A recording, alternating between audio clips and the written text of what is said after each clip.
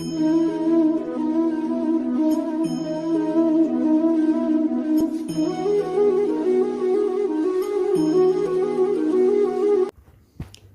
दोस्तों, मेरे चैनल में आपका स्वागत है।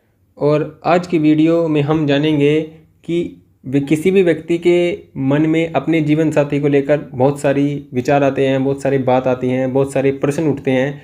तो उन कुछ प्रश्नों का उत्तर अगर वह अपनी जन्म कुंडली से जानना चाहे तो इस वीडियो के माध्यम से अपने इन क्वेश्चंस के आंसर इस व्यक्ति को या जो भी व्यक्ति इस बारे में सोचता है, जानना चाहता है, उसको मिल सकते हैं। तो आज की वीडियो बहुत ही लाभकारी सिद्ध होने वाली है सभी के लिए, और सभी इस वीडियो को पूरा देखिए जिससे आपको कुछ अपनी जानकारी मिल सके, कुछ आप अपने बारे में, कुछ अपने जीवन के बारे में जान सकें। तो वीडियो को लाइक करें और चैनल को सब्सक्राइब जरूर करें।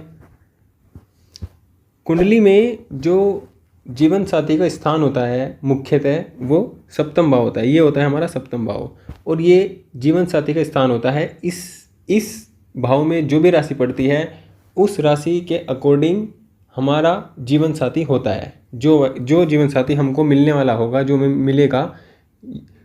हमको मिलेगा, हमारे जीवन साथी का जो स्वभाव होगा वो इस भाव में पड़ी राशि के अकॉर्डिंग होगा, पहली बात। और अगर इस भाव में कोई ग्रह बैठा है तो उस राशि और उस ग्रह के दोनों प्रभाव को मिलाकर उस व्यक्ति का जो भी होगा, उसका जो व्यक्तित्व होगा, उसके विचार होंगे, उसका जीवन होगा, वो इस प्रकार का होगा। सप्तम भाव से आप अपने जीवन साथी के बारे में बहुत सी बातें जान सकते हैं। लेकिन यहाँ पर एक इम्पोर्टेंट बात ये होती है कि आपकी क्या पसंद है। ये तो है कि ये सप्तम भाव है, ये आपका जीवन साथी ऐसा होगा, लेकिन आपकी क्या पसंद है, आप किस तरह के इंसान को चाहते हैं, किस तरह के व्यक्तित्व को चाहते हैं, और आपको मिलेगा क्या, उन दोनों बातों में बहुत डिफरेंस आता है। और इसी डिफरेंस को आज हम थोड़ा क्लियर करने का प्रयास करेंगे, क्योंकि जो वैवाहिक जीवन है इसके बारे में जो भी महत्वपूर्ण जो ग्रह बनते हैं, इस बारे में विचार करने के लिए, इस चीज़ के बारे में सोचने के लिए, एक तो बनते हैं शुक्र। अगर कुंडली में शुक्र, चंद्र और मंगल, ये तीन ग्रह इम्पोर्टेंट रोल अपना प्ले करते हैं इन चीज़ के बारे में। क्योंकि किसी भी व्यक्ति की अगर हमें लाइक डिसलाइक को पता करना होता है, मुख्यतः हम बात करते हैं लाइक को, तो वो शुक्र से पता लगती है कि शुक्र आपका जिस भी भाव में होता है, जिस राशि में होता है, उसी राशि के अकॉर्डिंग आपके जीवन के टेस्ट होते हैं, आपकी पसंद नापसंद उस तरह की होती है। जैसे हम मानते हैं कि अगर आपका जो शुक्र है वो मेष राशि में है, तो इस स्थिति में आपको जो व्यक्ति पसंद होगा वो एडवेंचर होगा, थोड़ा गुस्से वाला होगा, थोड़ा बाइक तेज चलाने वाला होगा, मतलब थोड़ा एडवेंचर काम करने वाला, थोड़ा बहुत स्पीड से काम करने वाला, इस तरह का इंसान आप पसंद करेंगे। अगर आपका शुक्र मेष राशि में है तो शुक्र आपका बहुत ही इंपॉर्टेंट रोल प्ले करता है आपके इस क्वेश्चन के लिए कि आपका जीवन साथी कैसा होगा। दूसरी बात, हम भाव की बात करते हैं। मुख्यतः जो आपकी लाइक डिसलाइक को बताएगा वो शुक्र ग्रह बताता है कि आपको क्या पसंद है, किस तरह का पसंद है, ये आपको शुक्र बताएगा। और अगर हम भाव की बात करें तो हमें पंचम भाव बताता है क्या हमारी पसंद है। भाव हमारा पंचम बताता है और जो ग्रह है वो हमें शुक्र बताता है। तो अब हम देखते हैं कि पंचम भाव हमारे डिज़ायर को बताता है, हमारी इच्छाओं को बताता है। इच्छाएं हमारा जो इच्छा है वो लाभ भाव बताता है, क्योंकि लाभ भाव के सामने है, बिल्कुल ठीक। तो ये भी हमारी इच्छाओं को कहीं ना कहीं बताता है।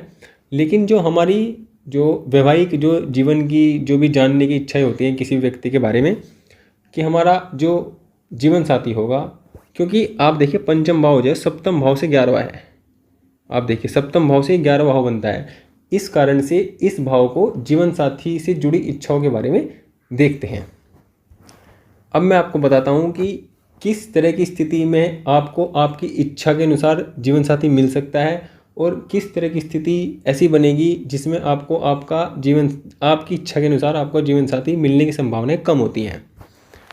आप देखिए आपका पंचम और सप्तम, अगर ये दो भाव हैं, आपने बहुत सारी वीडियोस में देखा होगा, बहुत जगह पढ़ा भी होगा कि पंचम सप्तम का एक साथ बैठते हैं, पंचम भाव का स्वामी सप्तम भाव का स्वामी जब एक साथ बैठते हैं कहीं भी तो ये लव मैरिज का योग बनाता है। लेकिन ये सरासर सही नहीं है। बहुत सारी कुंडलियों में ये फॉर्मूला फेल हो जाता है कि पंचम और सप्तम का स्वामी जब एक साथ बैठता है तो ये लव मैरिज कराता है। ऐसा बहुत ज़्यादा केस में नहीं होता है, क्योंकि लव मैरिज एक अलग चीज़ बनती है, उसमें ये सहयोगी हो सकता है। इसका मतलब ये होता है कि अगर आपकी कुंडली में पंचम और सप्तम का स्वामी एक साथ है तो इसका मतलब ये है कि आपका जो रुझान है, आपका जो इंटरेस्ट है वो इस तरफ जा सकता है। आपकी इच्छा ये है कि आप इस तरह की शादी करें, लेकिन आपकी शादी ऐसी होगी या नहीं होगी ये इस चीज़ को डिफाइन नहीं करता है। आप अपने जीवन साथी का स्वभाव तो आप जान सकते हैं कि जो सप्तम भाव में राशि होगी उससे आप उसका स्वभाव जान सकते हैं। अभी सभी राशियों का अलग अलग स्वभाव है, वो आप उससे देख सकते हैं। लेकिन आपको क्या मिलेगा, आपको जीवन में क्या मिलेगा, आपके सामने क्या होगा, वो आप इससे देख सकते हैं। आप पंचम भाव को देखिए और सप्तम भाव को देखिए। जब सप्तम भाव और पंचम भाव में समान नेचर के जो प्लेनेट होते हैं, समान प्रकृति के ग्रह अगर पंचम और सप्तम में हो तो आपको आपका मनपसंद जीवन साथी मिलने की संभावनाएं अधिक होती हैं। ये आप दोबारा सुनिए कि जब पंचम भाव और सप्तम भाव में एक ही प्रकृति के ग्रह अगर हों तो आपको जीवन साथी आपकी पसंद का, आपकी मर्जी का, आपके अनुकूल जैसा आप चाहते हैं ऐसा जीवन साथी मिलने की संभावनाएं अधिक होती हैं। जैसे मैं एग्जांपल से बताता हूँ। जैसे पंचम भाव में सूर्य बैठ गए और सप्तम भाव में मंगल बैठ गए, तो ये सूर्य और मंगल दोनों एक ही नेचर के प्लेनेट बनते हैं। दोनों ही अग्नि तत्व हैं, दोनों ही गुस्से वाले हैं, दोनों ही मतलब फास्ट प्लेनेट हैं मूवी। तो ये मतलब दोनों मित्र भी हैं, तो दोनों का नेचर सेम है। तो ऐसे व्यक्ति को, ऐसे जिस भी व्यक्ति ऐसी कुंडली में हो सकता है तो उसको जीवन साथी ऐसा ही मिलने की संभावना है जैसा कि पंचम और सप्तम में ग्रह होंगे उनके प्रकृति के अनुसार, लेकिन उसका जो इंटरेस्ट होगा, जैसा वो चाहता होगा वो ऐसा मिलेगा। जैसे जैसे यहाँ पर हो, लेकिन ऐसा कुंडली में बहुत कम होता है। आप देखिए इस तरह की जो स्थिति होती है वो कुंडली में बहुत कम होती है। उसके बाद आप अगर आपकी कुंडली में ऐसी स्थिति नहीं बन रही है, बहुत कम कुंडली में ऐसी स्थिति बनती है, अगर ऐसी नहीं बनती है तो फिर आप देखिए कि आपके पंचम भाव में जो भी राशि है, ये पंचम भाव है, और पंचम भाव में जो राशि है या जो ग्रह है, पंचम भाव में जो भी ग्रह होगा, अगर ग्रह नहीं है तो फिर उसका राशि स्वामी, उसको आप नवमांश में देखिए वो किस राशि में है। वो मतलब पंचम भाव का स्वामी या पंचम भाव में बैठा ग्रह नवमांश कुंडली में किस राशि में बैठा है, उस राशि के गुण धर्मों के अकॉर्डिंग आपका टेस्ट बनेगा। आपको उस तरह की जीवन की इच्छाएं होंगी, मतलब उस तरह का नेचर आपको पसंद होगा, उस तरह की प्रकृति आपको मिलेगी। जैसे पंचम भाव का स्वामी अगर गुरु की राशि में बैठता है तो थोड़ा ज्ञानी आदमी मिलेगा। अगर पंचम भाव का स्वामी अगर मतलब आपको पसंद होगा, पंचम भाव का स्वामी अगर शनि की राशि में बैठता है तो थोड़ा प्रैक्टिकल होगा, काम करने वाला होगा। शुक्र होगा तो शुक्र के गुण धर्म वाला होगा। तो ये अलग अलग ग्रहों के आधार पर अलग अलग प्रभाव वाला होगा। लेकिन अगर समान प्रकृति के ग्रह आपकी कुंडली में हैं पंचम और सप्तम में, तो आपको आपके जीवन साथी, मनपसंद जीवन साथी मिलने की संभावना अधिक होती है। और अगर जैसे मान लो यहाँ बैठ के सूर्य, यहाँ बैठ के शनि, तो फिर ये स्थिति सही नहीं बनती है। इसमें मनपसंद जीवन साथी मिलने की संभावनाएं कम होती हैं। अधिकतर होता भी ऐसा ही है, और हकीकत में भी ऐसा ही देखने में आता है कि बहुत कम स्थितियों में मनपसंद साथी, जीवन साथी देखने को मिलता है। अधिकतर में ऐसा ही होता है कि कम पसंद का होता है या नापसंद का होता है।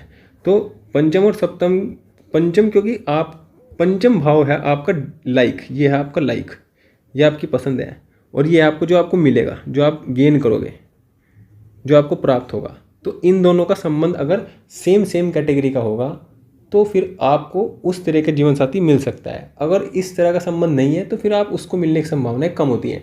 इस चीज़ को आप नवमांश कुंडली में दे सकते हैं। अगर मान लो पंचम सप्तम एक साथ बैठे हैं, अगर विपरीत प्रकृति के हैं, मान लो विपरीत प्रकृति के हैं, तो उसका मतलब भी ये नहीं है कि आपको ऐसा ही मिलेगा, क्योंकि पंचम और सप्तम अधिकतर ये होता है कि जो उनके जो नेचर होता है वो अपोजिट होता है। लेकिन जब पंचम सप्तम में ग्रह आकर बैठते हैं तो ये स्थिति बनती है।